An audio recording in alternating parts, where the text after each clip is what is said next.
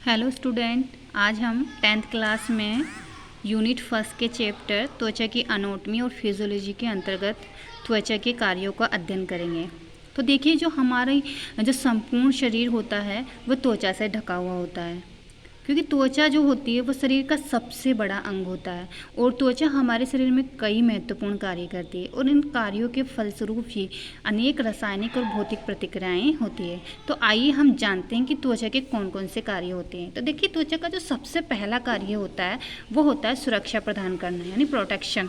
तो देखिए, हमारा जो त्वचा होती है वो सुरक्षा किस प्रकार से प्रदान करती है। तो जो त्वचा होती है उसका जो सबसे महत्वपूर्ण कार्य होता है वो होता है जो चोट होती है, गर्मी, सूर्य के विकिरण, रसायन और अनेक जो सूक्ष्म जीव होते हैं, छोटे छोटे जीव होते हैं, उनसे हमारी शरीर की जो रक्षा करने का कार्य करती है वह त्वचा ही करती है। इसके अलावा जो हमारी त्वचा होती है उसके अंतर्गत मेलानोसाइट जो कोशिकाएं होती है वो मेलानिन नाम का हार्मोन स्रावित करती है और ये मेलानिन क्या करता है, हमारी त्वचा के रंग का निर्धारण करता है। और यही मेलानिन क्या करता है, जो सूर्य से जो हानिकारक किरणें आती है, पराबैंगनी किरणें आती हैं, उनसे रक्षा करने का भी कार्य करता है। इसके अलावा हमारी जो त्वचा होती है उसमें लैंगरहैंस कोशिकाएं पाई जाती है और ये कोशिकाएं क्या करती है, हमारी जो शरीर होती है उसे सुरक्षा के रूप में कार्य करती है। नेक्स्ट देखिए, ताप यानी हमारी जो बॉडी होती है उसका तापमान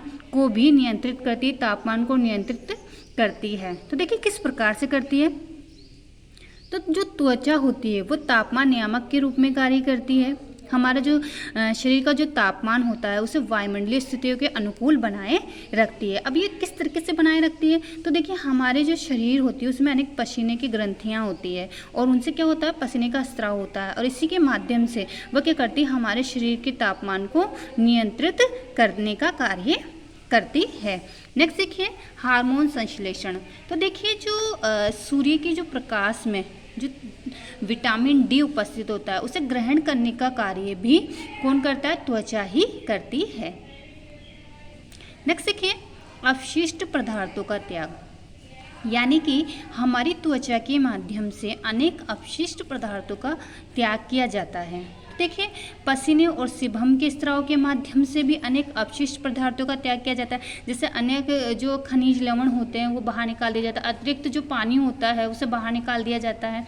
इसके अलावा जो मलमूत्र त्याग करने का जो कार्य करता है वह भी त्वचा के द्वारा ही किया जाता है। इसके अलावा जो चयापचय गतिविधियों के परिणाम स्वरूप अनेक जो हानिकारक पदार्थ होते हैं वो भी हमारे शरीर से बाहर निकाल दिए जाते हैं।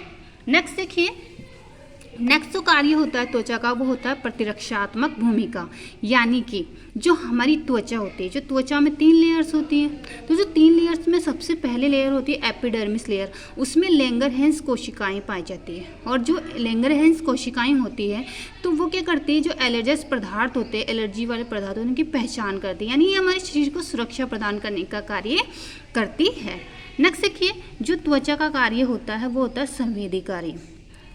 तो त्वचा का संवेदी कार्य होता है क्योंकि जो हमें महसूस होता है, जैसे कि स्पर्श, दर्द, खुशी, तापमान, गीलापन, खुजली, ये सभी की अनुभूति हमें किसके माध्यम से होती है, हमें त्वचा के माध्यम से ही इन सभी की महसूस होता है।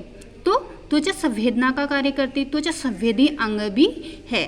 ठीक है।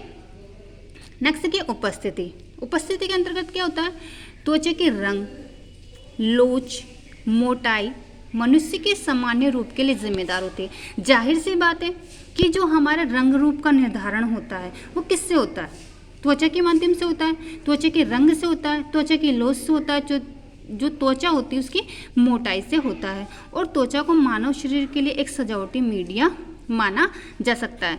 तो जाहिर सी बात है, क्योंकि सुंदर तो हम त्वचा के माध्यम से दिखते हैं कि ये गोरा है, कि काला है, ये मोटा है, कि पतला है। तो जो शरीर को एक आकार प्रदान करती है, शरीर को एक सुंदरता प्रदान करने का कार्य भी क्या करती है, त्वचा करती है। इसीलिए त्वचा को क्या कहा गया है, त्वचा को कहा गया है सजावटी मीडिया भी कहा जाता है। तो इस प्रकार से ये सभी त्वचा के कार्य थे। धन्यवाद।